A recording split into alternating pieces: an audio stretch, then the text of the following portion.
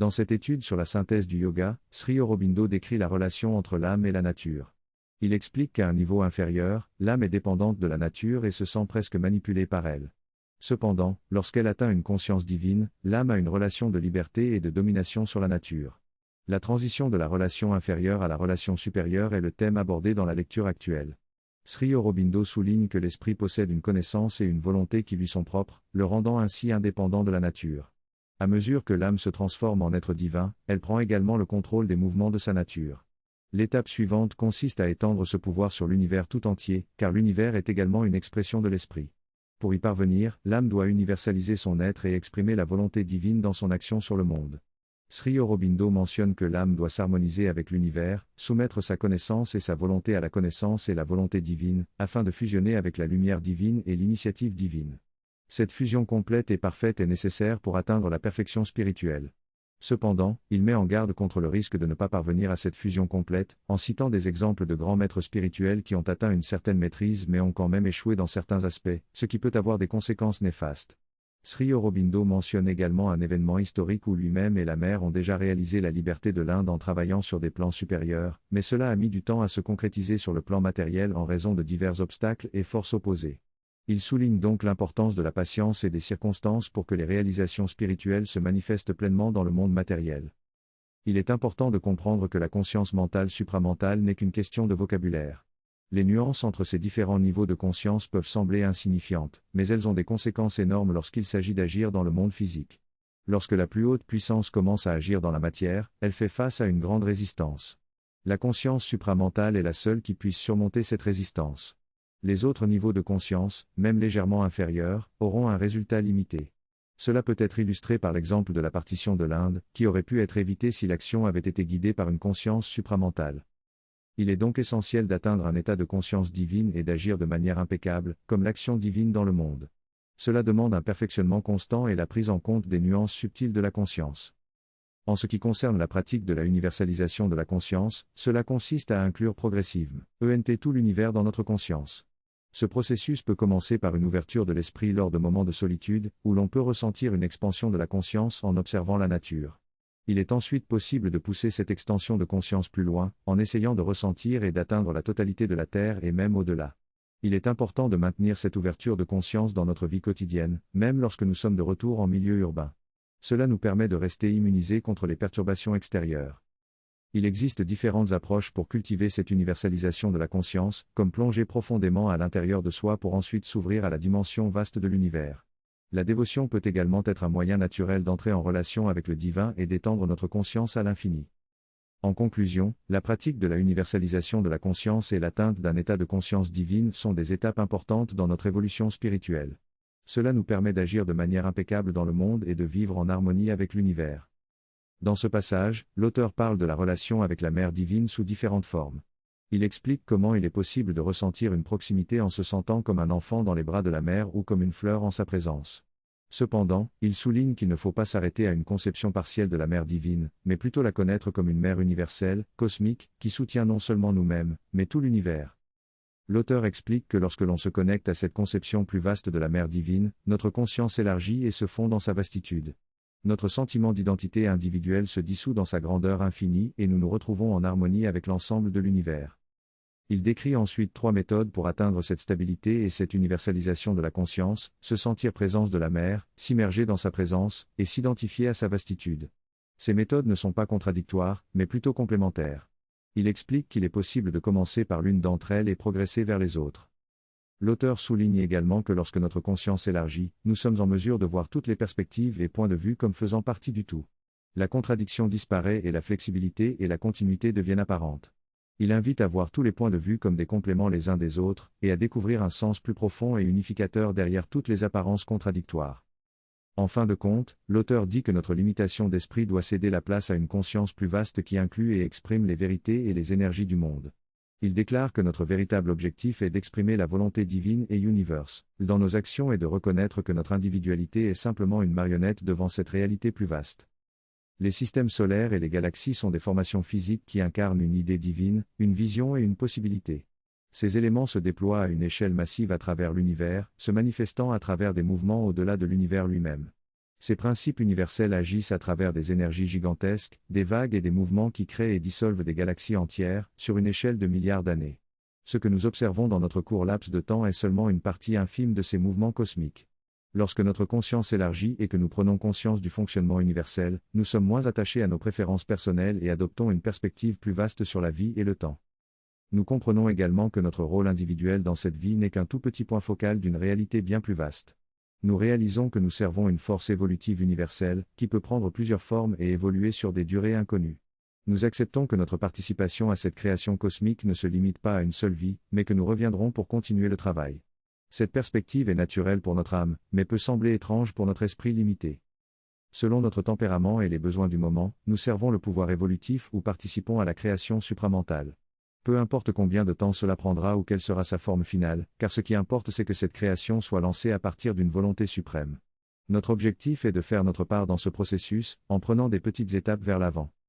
Nous sommes également alignés sur les énergies et les tendances du monde. Aujourd'hui, nous observons la tendance de la conscience humaine à s'unifier à l'échelle mondiale et à s'élargir universellement. Notre objectif est d'aider à réaliser une unité humaine pratique basée sur des principes spirituels. Ce but est vaste et inclusif, englobant tout le monde et toutes les activités. Dans cette perspective, nous ne nous accrochons pas à nos idées intellectuelles, nos désirs personnels ou nos préférences restreintes. Au lieu de cela, nous les harmonisons avec l'universel. En élargissant notre conscience, ces éléments étroits s'évaporent et se dissolvent progressivement, tandis que les aspects spécifiques qui sont en harmonie avec notre nature individuelle restent et contribuent à l'œuvre universelle. En alignant notre travail individuel sur cet objectif universel, nous ressentons une joie extraordinaire et un sentiment d'être portés par cette force cosmique. Nous ne nous opposons plus à la volonté divine, mais exécutons quelque chose de grand tout en poursuivant notre but individuel. En prenant conscience de chaque détail de notre alignement avec le mouvement universel, nous pouvons vivre une vie plus épanouissante et être portés naturellement à travers les circonstances de la vie. C'est une expression de joie et de confiance extraordinaire. Le passage parle de l'importance de l'alignement de notre propre objectif personnel avec la volonté et la connaissance divine. Il décrit comment ce processus d'alignement mène à une fusion avec la source divine, où il n'y a plus de distinction entre notre propre lumière et l'initiative personnelle et la lumière et l'initiative divine. Ce processus de fusion complète la perfection et élimine toute séparation. Le passage explique également l'importance de la conscience, de la connaissance et de la volonté dans ce processus d'alignement et de fusion. Il encourage à entrer dans l'expérience décrite et à s'efforcer de prolonger cet état plutôt que de le perdre. En fin de compte, le passage résume que le véritable objectif de la vie spirituelle est d'être en harmonie avec le divin et de devenir un avec l'infini. Dans ce paragraphe, il est question de la volonté divine et de la connaissance divine. Deux facettes différentes de la conscience de l'âme sont abordées. Tout d'abord, l'âme doit étendre sa conscience et voir l'univers en elle-même. Ensuite, elle doit accepter les vérités, les énergies et les tendances du monde. Ainsi, la conscience de l'âme grandit et sa perception de sa propre purpose change. Pour être en harmonie avec la volonté divine, l'âme doit d'abord être en accord avec l'infini, puis elle doit ensuite être unifiée avec l'infini et le divin. Cela signifie qu'il n'y a plus de séparation, plus d'ego individuel, seulement la volonté et la purpose divine. C'est seulement lorsque cette unification est atteinte que l'âme a une force et une maîtrise parfaite. Il est important de noter que dans ce processus, l'effort personnel est important dans un premier temps, mais il doit être ensuite abandonné pour laisser place à l'action divine.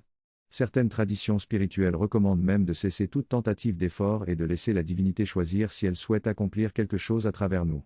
Enfin, la réalisation de soi est perçue comme un processus joyeux et épanouissant, où l'âme est en étroite relation avec le divin et où elle peut même aider les autres à atteindre leur propre épanouissement. Dans certaines traditions bouddhistes, l'idée de se sacrifier pour autrui est présentée sous la forme d'une image. Cependant, cette image est souvent incomplète car elle implique toujours une action de votre part envers autrui, avec une récompense d'être bon ou altruiste. En réalité, l'idée derrière cette image reste la même, on ne peut approcher l'infini que lorsque l'infini vous englobe, vous absorbe et vous unit à lui. C'est cette union avec le divin qui constitue la condition de force et de maîtrise parfaite de l'âme. La force et la maîtrise sont indispensables dans la nature de la vie, qui est en grande partie une lutte. Lorsque notre conscience s'élargit, cette force devient encore plus importante, car nous sommes submergés par tout ce qui se passe dans l'univers. Cependant, grâce à une conscience élargie, nous pouvons contenir et supporter cette immense charge. Dans cet état de conscience élargie, la lutte devient un jeu, car nous expérimentons tout ce qui se passe comme étant une partie de nous. Ainsi, la force parfaite est la base de tout, et elle permet d'atteindre la maîtrise. La maîtrise consiste à vivre en tant qu'expression divine, à être pleinement engagé dans l'action et le travail. Rien n'est laissé de côté, tout est inclus. C'est ainsi que la vie spirituelle et l'existence spirituelle se différencient, la première est la façon dont la conscience s'exprime, tandis que la seconde est sa nature statique. Ce processus de universalisation nous conduit à une liberté et une maîtrise non seulement individuelle, mais aussi cosmique. C'est le résultat de l'ascension de l'âme, qui passe de sa soumission à la nature à l'état de l'esprit où elle trouve sa liberté et sa maîtrise. Chaque étape de cette ascension comporte une relation différente avec la nature, et chacune peut être vécue séparément. Cependant, il y a une continuité entre ces étapes, permettant une transition fluide de l'une à l'autre. La distinction entre le Purusha, l'âme, et Prakriti, la nature, dans la Bhagavad Gita nous donne des indices sur les différentes attitudes que l'âme peut adopter vis-à-vis de la nature. Le Purusha est décrit comme témoin, soutien, source de sanction, connaissant, seigneur et jouisseur. Ces 6 étapes, vues comme une ascension, sont simultanément présentes et interconnectées. Ainsi, la relation entre l'âme et la nature est multidimensionnelle, et chaque niveau d'ascension possède sa propre relation prédominante. Cependant, toutes les relations restent présentes tout au long du parcours, créant une continuité et une complexité dans l'évolution de l'âme. Dans ce passage, il est expliqué qu'il existe différentes étapes dans la transition de conscience et d'évolution personnelle. Le Purusha, ou l'âme, est le témoin de toutes les expériences et reste détaché de tout ce qui se produit. On peut choisir d'être totalement immunisé ou d'accepter les choses telles qu'elles se présentent. En acceptant de ne rien faire, on accepte aussi la liberté des autres. En tant qu'observateur, on peut prendre le rôle de l'upholder, celui qui soutient et accepte ce qui se passe. En acceptant cela, on réalise que toute notre connaissance et nos choix guident tout le jeu de la vie. Ce processus mène finalement à la maîtrise totale et à la liberté. L'âme a le choix de ce qu'elle souhaite accepter ou refuser. Dans la dernière étape, la nature n'est qu'une expression de l'énergie de l'âme pour son propre plaisir et jeu, dans le but ultime de parvenir à la maîtrise totale. La séparation entre l'âme et la nature disparaît à ce stade. Il est essentiel de commencer par se séparer en tant qu'observateur afin de se libérer de tous les contrôles de la nature. En observant sans participer, on commence à se détacher. Cependant, il est important de noter que cette séparation ne se produit que si l'âme le souhaite et en fait le choix. C'est à travers l'observation que l'on commence à se séparer. En choisissant d'être le témoin, on peut regarder l'action de la nature en se tenant à part. Dans ce passage, l'auteur parle de la capacité de se séparer de ses sensations, émotions et pensées afin de ne pas s'identifier à elles. Il explique que nous ne sommes pas nos sensations ou émotions, mais que nous pouvons les observer comme des signaux électriques. En séparant notre conscience de ces signaux, nous pouvons les observer sans y participer activement. Cela permet de prendre du recul face à la douleur ou aux réactions émotionnelles. L'auteur décrit 3 niveaux de séparation: observer sans participer, être conscient des pensées mais ne pas s'identifier à elles, et enfin, se détacher complètement de l'identification à ses sensations, émotions et pensées. Cette séparation permet d'atteindre une forme de liberté intérieure. L'auteur suggère également qu'un renoncement ou au moins une non-participation aux réactions naturelles peut être bénéfique. En observant ces réactions sans s'y identifier, elles deviennent plus calmes et peuvent même disparaître complètement. La pratique de cette séparation peut prendre du temps et nécessiter de l'entraînement, mais elle permet d'atteindre une plus grande clarté mentale et une plus grande tranquillité d'esprit. L'auteur exprime son détachement vis-à-vis des grades rajasiques et sattviques de la nature, considérant que la véritable liberté réside dans la paix intérieure et le détachement. Il compare ce détachement à celui d'un spectateur qui peut apprécier un spectacle sans s'y attacher, et qui peut partir à tout moment sans regret. Il souligne que l'acte de se détacher avec joie est essentiel pour cultiver cette attitude de spectateur détaché dans la vie. L'auteur évoque également le concept du témoin impersonnel, qui est libre de toute attache et qui observe l'existence cosmique avec détachement. En pratiquant cet état d'esprit, on peut élargir sa perspective et expérimenter progressivement ce détachement et cette liberté. Lorsque vous élargissez votre point de vue, vous pouvez zoomer sur un détail et le voir en grand. En zoomant, vous pouvez voir le tableau plus général. Par exemple, lorsque vous regardez l'univers depuis une terrasse, vous réalisez à quel point votre vie est insignifiante par rapport aux millions d'autres vies qui se déroulent. Vous vous rendez compte que vous aurez encore de nombreuses vies dans l'éternité. Les problèmes du moment semblent alors triviaux, comme de petits nuages qui passent dans un ciel clair. Vous apprenez à ne pas être perturbé par ces problèmes et à agir sans être perturbé par le succès ou l'échec de vos actions. Cette perspective élargie devient une habitude utile pour reface à différentes situations. Vous prenez du recul pour voir la situation dans son ensemble, puis vous vous concentrez sur les actions nécessaires. Cela vous permet de garder la perspective large même lorsque vous êtes concentré sur une action spécifique. Ainsi, vous commencez à développer l'attitude de l'observateur, qui se situe au niveau cosmique et se rend compte que tout fait partie de ce plan cosmique. En atteignant ce point de vue, vous vous identifiez avec le divin dans son rôle de témoin de l'ensemble du cosmos. En choisissant d'être un témoin pur, vous choisissez de refuser le rôle de soutien ou de soutien de la nature. Vous ne jouez plus un rôle actif dans le jeu, vous êtes simplement un spectateur. Vous ne portez aucune responsabilité pour la continuation ou le maintien de l'action. La question de savoir si la création est initiée par Dieu, une force impersonnelle ou une illusion, Maya, est une question philosophique complexe avec différentes écoles de pensée. Mais quelle que soit l'interprétation, en tant que témoin, vous reconnaissez que vous n'êtes pas responsable de l'action en cours. Dans cette section, l'auteur explore les différentes perspectives de l'âme à travers l'observation de la lumière et du cosmos. Il souligne que bien que l'âme puisse observer passivement le déroulement de tout cela, elle est également responsable de participer activement à ce jeu énergétique. L'auteur soutient que l'âme accepte d'observer et de soutenir cette énergie, mais pas de la contrôler. Il explique que l'énergie continuera son mouvement tant que l'âme continuera à lui donner une direction. Cependant, l'auteur suggère une étape supplémentaire où l'âme peut devenir le donateur actif de cette énergie et s'identifier au Brahman qui offre cette sanction. Il propose également une pratique consistant à cultiver la séparation et l'observation en tant que témoin afin de mieux comprendre notre rôle dans ce jeu cosmique. En résumé, le passage fait référence à la notion de maîtrise de soi et propose une approche pratique pour y parvenir. Il s'agit de pouvoir se détacher de ce qui se passe en soi, de ses sensations, réactions et instincts, afin d'intervenir de manière plus puissante et de ne pas se laisser contrôler par eux. L'identification avec les pensées, les émotions ou les souffrances nous empêche d'exercer notre volonté et nous conduit à être manipulés par eux. L'idée est donc de se séparer de ces états pour avoir le pouvoir de les influencer et de les changer. Cette séparation peut être réalisée au niveau de l'esprit, des émotions ou du corps, mais l'objectif ultime est d'atteindre le niveau de l'être psychique, qui est le véritable Purusha individuel. Ce dernier est en lien avec le Brahman silencieux et soutient l'ensemble du jeu de la vie. Le témoin dont il est question ici semble faire référence à l'expérience de la conscience. Nous sommes conscients de notre esprit, de notre corps et même de nos émotions, mais il existe une expérience plus profonde, celle de l'énergie vitale ou du Purusha, qui se situe au-delà de ces aspects. Cette expérience peut être ressentie en devenant très calme et en se concentrant sur l'énergie qui circule en nous. Si l'on parvient à se connecter à cette énergie, on peut ressentir une base solide et immuable sur laquelle cette énergie circule. Cette expérience est similaire dans les domaines de l'esprit et du corps. Dans cette conscience profonde, on peut également ressentir un sentiment d'immortalité et de permanence, ainsi qu'une perception de l'univers comme un terrain de jeu, offrant de nombreuses possibilités de croissance et d'aventure. Au-delà de cette conscience, il y a le Purusha, le témoin silencieux, détaché de toutes les manifestations de l'existence. Le choix de ne pas participer ou d'observer ces manifestations pourrait entraîner leur disparition de notre conscience. Cela pose un problème similaire à celui de la physique quantique, où l'observation affecte l'état de la particule.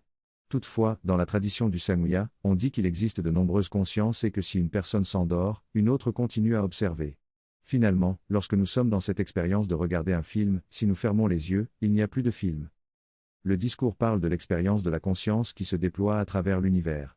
Quand la conscience s'ouvre, l'univers naît, et quand elle se referme, l'univers cesse d'exister. Cette relation entre la conscience et l'univers est décrite comme la nuit de Brahman. Sur une échelle plus petite, nous ne percevons pas cet état de fermeture et d'ouverture de la conscience, mais il existe une conscience plus grande qui la soutient. L'idée est que lorsque nous élargissons notre conscience pour comprendre l'ensemble, nous réalisons qu'il n'y a rien d'autre que cette conscience. Si cette conscience cesse d'accepter, tout s'arrête et l'énergie est absorbée. L'objectif ultime est de fusionner notre individualité dans l'infini du divin, ce qui entraîne un renforcement et une maîtrise croissant. Le texte encourage à relire ces informations pour continuer à grandir et à approfondir l'expérience.